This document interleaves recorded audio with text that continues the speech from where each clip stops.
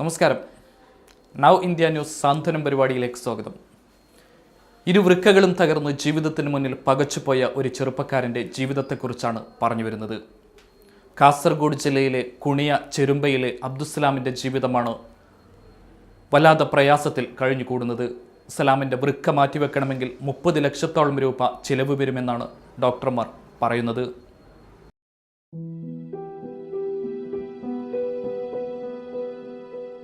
ഒരുപാട് പ്രതിസന്ധികൾക്കിടയിലും കുടുംബത്തെ പൊന്നുപോലെ നോക്കുന്നതിനിടയിലാണ് കുണിയ ചെരുമ്പയിൽ അബ്ദുസ്സലാം എന്ന 38-കാരൻ്റെ ഇരുവൃക്കകളും തകർന്നു പോയത്.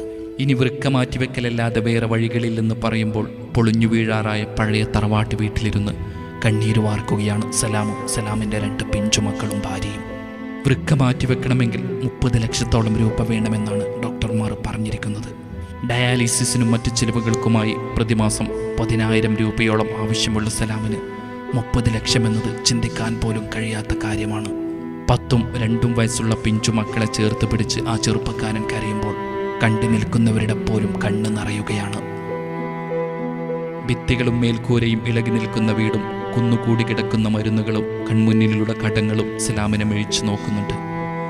2 വർഷം മുമ്പാണ് സലാമിൻ്റെ വൃക്ക തകരാറാണെന്ന് ഡോക്ടർമാർ വിധി എഴുതിയത്. അതിനു പുറമെ കലശലായ നടുവേദനയും വേട്ടയാടുന്നു.